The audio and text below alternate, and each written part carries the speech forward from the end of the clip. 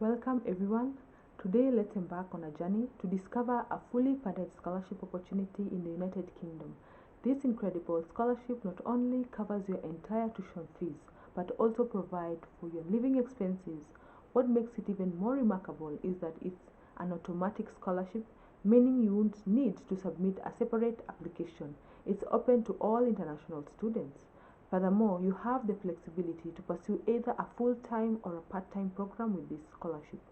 So if you're keen on the idea of studying in the UK without the financial burden, make sure to stay tuned till the end. Don't forget to show your support by liking, sharing this video and subscribing to join our community. This is the University of Clarendon.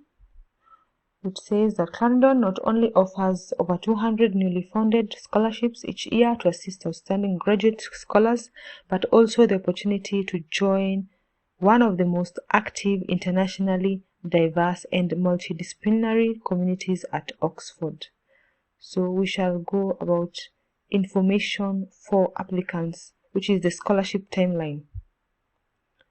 So on this page, it gives us it tells us when selecting Clarendon scholars, the university has only one goal in mind: to choose the best students worldwide as decided by experts in each student's field. So, the scholarship application process is apply by the December or January deadline, whichever is relevant to your course to be considered for the Clarendon scholarship. We shall go back to this so that you can search for the courses. So the next step is your application to your course will be considered by the academics working in your proposed field of study. They will assess the academic quality and suitability of your application. Then it will now be for the department's decision timeline. Then the step 4 is now the selection process for the scholarship. Then now step 5 is the process varies between the academic division and the department for continuing education. Okay, then step 6, now you shall go through all the steps. There are quite a number of steps, but it just gives you an outline of the steps once you have applied, how the scholarship process goes about. So we shall now go back to the button and look for the full-time applicants.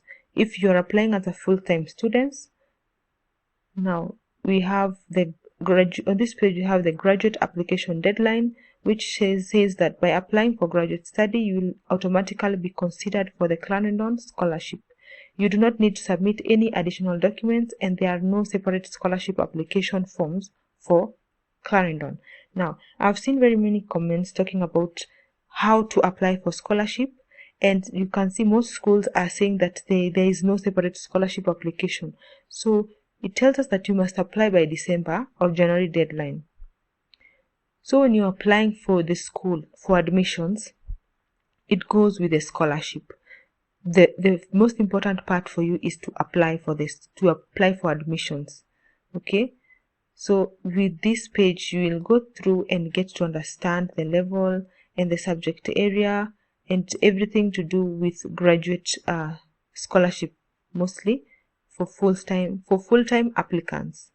That is now for the Masters and the Doctor of Philosophy courses. Now let us go back to the last page that you have come from and now click on the part-time button. The part-time also gives us the deadline, and it tells us that by applying for graduate study you will automatically be considered for the Clarendon scholarship. Okay, so if you apply for any graduate study, you are automatically considered for the scholarship. So the most important part for you is to apply to the school for admission, and then you will be considered for scholarship. Okay, so the individuals who are seeking advice or who are asking about the scholarship, you have understood that most schools they require you first to apply for admissions. Then from there, this next step is that now they will give information about how to apply for the scholarships, or you will see on the pages. Now we shall go. Now that is for the graduate students. This Clarendon mostly, this scholarship is for graduate students. Now we want to look at the courses that are in this school. That is what we were searching for. So when you click on the course, this is the first page that we looked at. Now we're going to the courses that are offered at Graduate School of Clarendon. Now this one, there's a filter where you can choose either part-time or full-time on whichever time that you would like to study. Then we have the how you are taught. Is it a researched base or it is combined? Now the next part is the course. Is it a doctoral course or a master's or a postgraduate diploma? You will pick from that. And then the department, it has various departments, you'll pick from that. Now once you have filtered on what you want, you will get the courses that you want. Now for example, we can pick any course of choice. Okay, we can look at applied digital health. That is an example of a course which is a 1 year. Now every course is different. You can see that there are different time periods. There are others that are 6 to 8 years, and there are others that are 1 year. So depending on the course that you're picking, it will show you the period of time that you'll be studying. Now the example is Master of Science in Applied Digital Health. So it gives us information about the course and what the course entails and what you expected in terms of the course outline. You shall go through the page. If this course applies to you, or whichever the course that you might choose in the filter, it will give you what entails of the course. Now the entry requirement for this specific course is that as a minimum applicant should hold or be predicted to achieve the following UK qualifications or either equivalent or their equivalent: a first class or strong upper second class undergraduate degree with honors in a subject broadly relevant to the interdisciplinary breadth of digital health medicine or health sciences. In terms of the science courses, it requires you to have gotten a very good degree, or you have either first class or a second class category, second class upper division. That is mostly for the science courses. Okay, now the requirements, there are quite a number of requirements. Now we shall go to the second part. It tells us that no graduate record examination, that is GRE or GMAT scores, are sought. So you're not required to show the GRE test scores. And then the language, the English language proficiency, it shows us that if you are taught in English, you may not need to show proof of English language proficiency. If maybe your country, English is your first language.